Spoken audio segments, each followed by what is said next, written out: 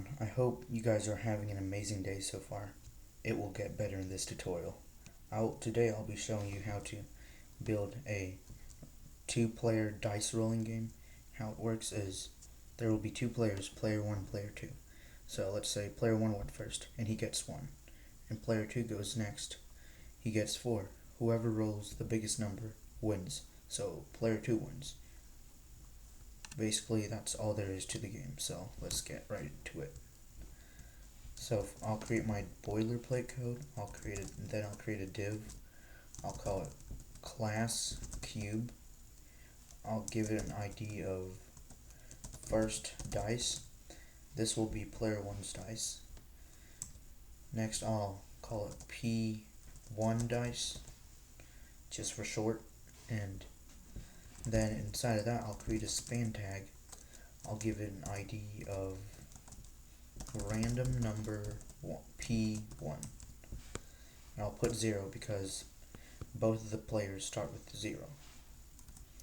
Then I'll create another div. I'll also give it a class of cube. I'll give it an ID of second dice. Then P2 dice. Inside that I'll put a span tag. I'll call it random number P2. Let me zoom out a little bit to give you guys more room to see my code. Okay. Next I'll create a button div. I'll give an ID of button div. Then inside that I'll create two buttons by using this shortcut. Then I'll give this one a label of player 1 button. I'll also give it a class of btn. Same thing with the second button, so I can style both of them simultaneously. ID equals player 1 button. ID equals player 2 button. I'll give it a label of player 2 button, obviously. Next, I'll create a p tag which just says all of this. So to find out who the true winner is, both buttons must be clicked or pressed, it doesn't really matter. Next I'll create another div which will display the winner. Display winner. And we're done with our HTML. Time for some CSS. So first I'm going to style my button ID. So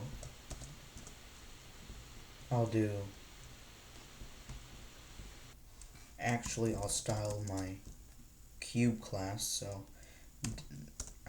So dot cube. Then inside of that I'll put in a few styles. 150 pixels width, height 150 pixel, background color white, margin auto, display flex, justify content center, align items flex start, font size 2 REM, font family Arial Helvetica sans serif, border 1 pixel solid black. I'll also give it a box shadow of 20 pixels. So now it should have a shadow. Next I'll give the entire browser a background color of slate gray. So let's see how it looks so far. Okay, we still need to do a lot more styling. So next we'll style our, actually we'll give our cube class a hover effect, so that when we hover over it, the width and height will increase by 10 pixels. So height equals 160 pixels. Because its original width and height is actually 150, but when you hover over it, it'll increase by 10 pixels, making it 160. You see, when I'm hovering over it, it's increasing. Okay, next. Second dice. Position relative. If I can spell it correctly. Nope, I don't think I can. Top 100 pixels. And I'll style the button class. I'll give it a border of 1 pixel solid black. Padding 5 pixels. Then I'll give it a font family of Arial, Helvetica, Sans Serif, and then a font weight of bold, then font size 3 REN. Okay, and we'll add the hover effect for the button class as well. So we'll do btn colon hover, then we do background, not background, cursor pointer. So when we hover over it, our cursor turns into this pointer. That's what it should be doing. But it's working. Okay, I was hovering over the wrong element. Okay, now I'll give it a border 2 pixels solid black. Now I'll style the player 1 button, background color spring green, box shadow 003 pixel black, color black, position relative, bottom 160 pixels, left 50 pixels, and we're done with our player 1 button. Now we'll style our player 2 button.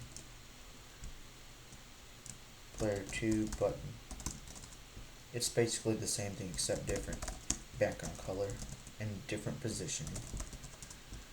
Box shadow 003 pixel black.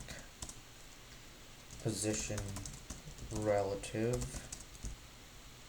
left 520 pixels, bottom 160 pixels, and I'll give it a color of white. Now I'll style my button div, and I'll style each of the button.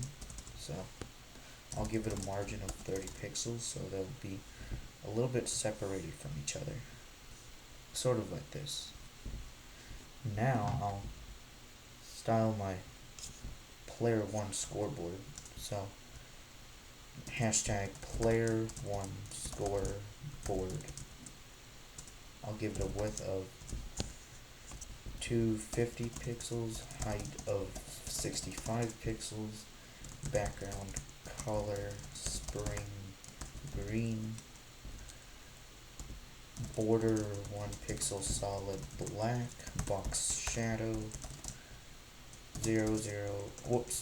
not a semicolon, 003 pixels black, display flex. Sorry if I'm going a little bit too fast. I'll slow down a little bit. Justify content center, align items center, font size 3 REN, sure. Position relative, left 150 pixels. And now we're done with player 1 scoreboard. Time to style the player 2 scoreboard. Width 250 pixels, height 65 pixels, color white, background color orange, border 1 pixel solid black, box shadow 003 pixel black, display flex, justify content, align items. And if you're wondering what display flex is, it just makes it easier for you to position stuff. You can position it at flex start, which is the farthest left side of the screen, and flex end is this side of the screen, the farthest right, and flex center, that's just in the center of the screen. Now I'll style my font size, give it a size of 3 rem, position relative, left 1200 pixels, bottom 68 pixels. And now I'll style my random number p1. I'll give it a position of relative, display flex, text decoration none, align self, center right 55 pixels, font size 70 pixels, and we'll style our random number p2, position relative, display flex. I know most of the code that I'm typing so far are pretty repetitive and redundant, but I'm only a beginner, so there's much more still have to learn. Display flex, and then text decoration none, align self, center right 55 pixels, font size 70 pixels, and then I'll style my display winner ID, so color red, text transform uppercase, it will just make all the letters uppercase, font size 50 pixels, font family Verdana Geneva Tahoma. Whoops. Oh. Let me do that one more time. There we go. Now position relative, left 630 pixels, and our last element that we'll be styling is our p tag. Color chartreuse, font size 3 rem, and we're done with the CSS. Time to add some JavaScript functionality. But first we have to create several variables.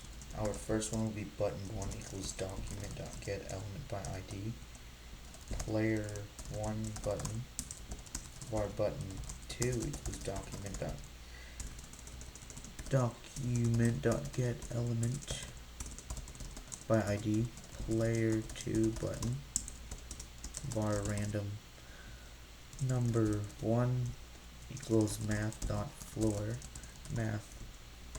math.random times 6 plus 1. So basically what this line of code is saying is that pick a random number from 1 to 6, because math.floor, it will round the number down. So if it's like 1.9, even if it's almost about to be 2, it will round down to 1. And also, the reason why I added plus 1 is because if I don't, then it'll be 0 to 6, and 0 isn't one of the side on the dice, so it has to be 1 to 6, so plus 1. Next, random number 1, random number 1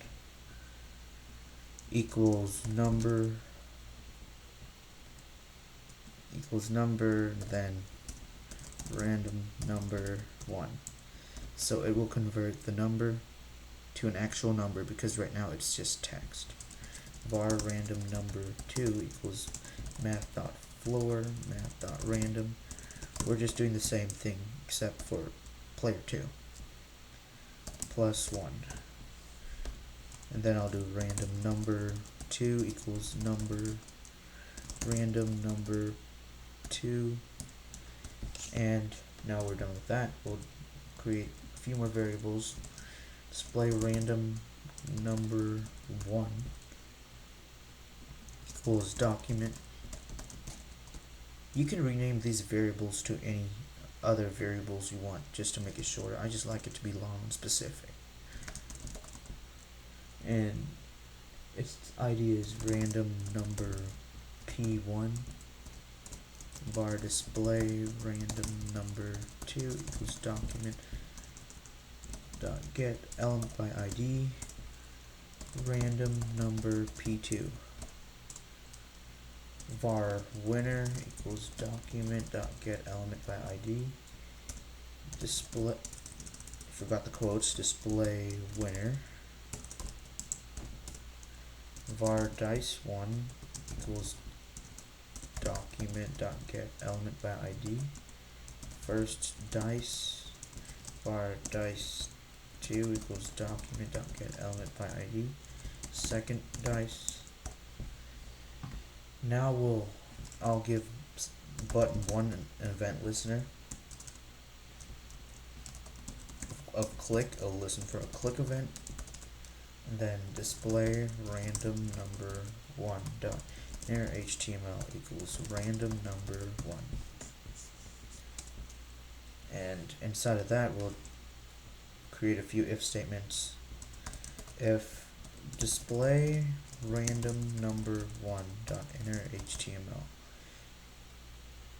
equals 0, then we'll say winner dot inner HTML. Well, this shouldn't really be called winner. It should be called like the result text or the output text, more like that, but that's okay. It's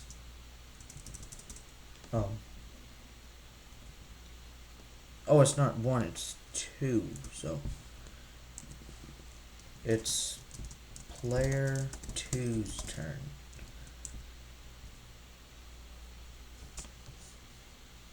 Okay, we forgot to add the 0 for player 2. There we go.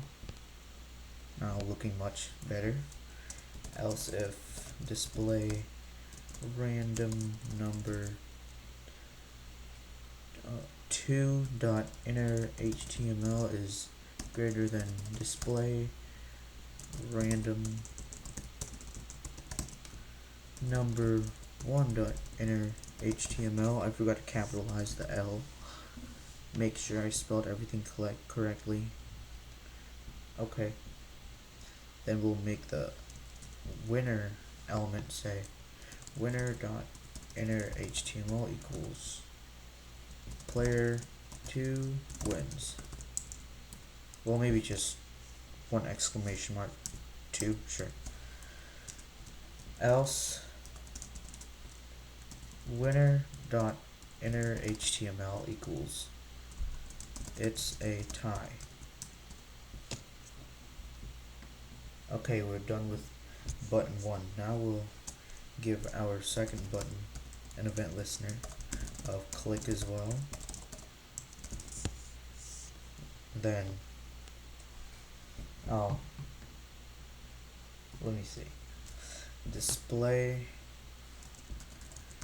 random number 2 dot inner HTML equals random number 2 if display random number 1 dot inner HTML equals,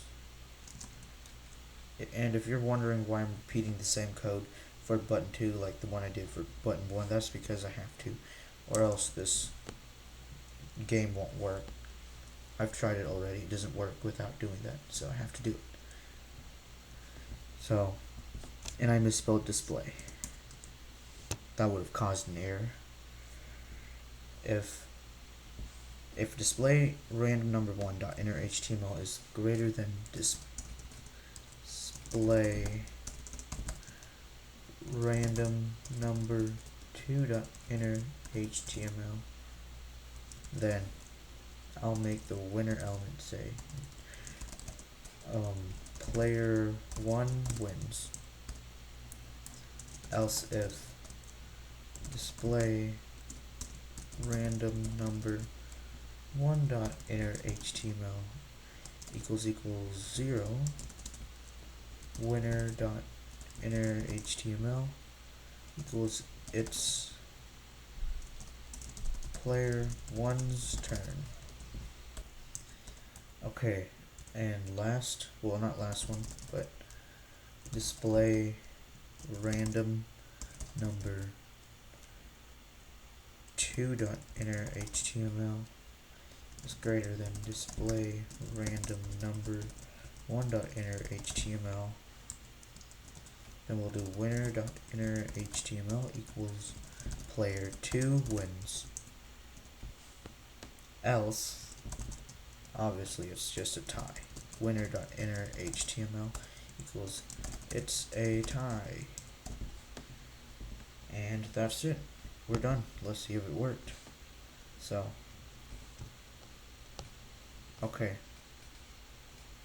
I must have misspelled a word or something. Okay, let's look in our console real quick.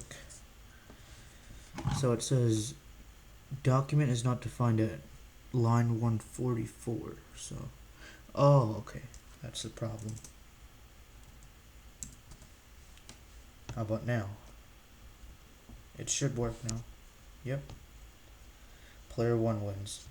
Let's try again. Player 2 wins. Okay, it's working. Yay, it's working. That's good. Thanks for watching the video. Sorry for making such a long video this time, but I had to. If you enjoyed the video, please give it a like and subscribe and share it, please. Thank you. I hope you guys have a nice day, and I'll see you guys next time.